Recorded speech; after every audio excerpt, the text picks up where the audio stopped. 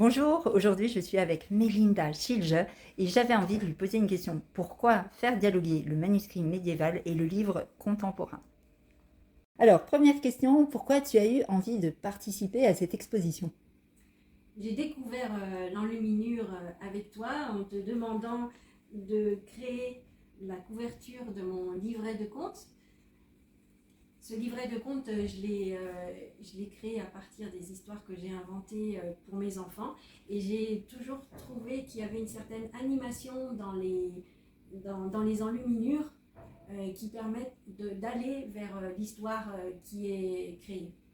Merci. Alors voilà, tu es autrice de romans contemporains et est-ce que tu peux me dire quel lien tu fais entre tes livres, tes romans et le manuscrit ancien? Quand tu me parles de tes pigments, ce sont des matériaux qui viennent du monde minéral, du monde végétal, de notre monde immédiat à tous.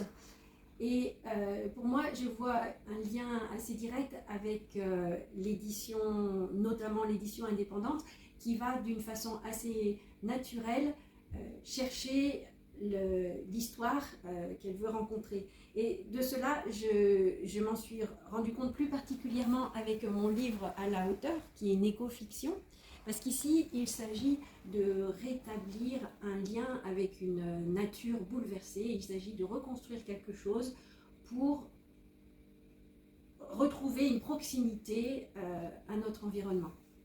Alors pour toi, qu'est-ce que le livre permet de transmettre aujourd'hui? Pour moi, l'écriture est une exploration. Et par exemple, dans ce livre, je vais explorer le monde politique. Dans ce livre-là, je vais explorer une période de l'histoire et une quête d'identité pour une personne qui se découvre des racines alsaciennes depuis Paris. Dans ce livre-là, je suis partie d'une technologie, la technologie du drone, et finalement, j'aboutis à une histoire autour d'un ingénieur qui va porter une technologie contre un danger, mais aussi qui va chercher à surmonter ses démons. Et toutes ces explorations sont finalement des explorations assez universelles, bien sûr propres à chaque auteur, mais le mouvement vers l'objet étudié, l'objet qu'on a envie de connaître, ce mouvement-là, c'est quelque chose qui est intemporel, universel. Et la dernière question, c'est qu'est-ce que tu voudrais que les visiteurs ressentent lorsqu'ils viennent à cette exposition?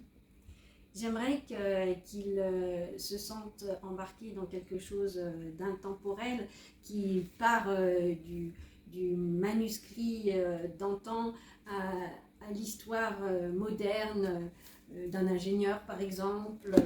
Euh, pour moi, l'art embarque les époques, embarque les objets d'exploration.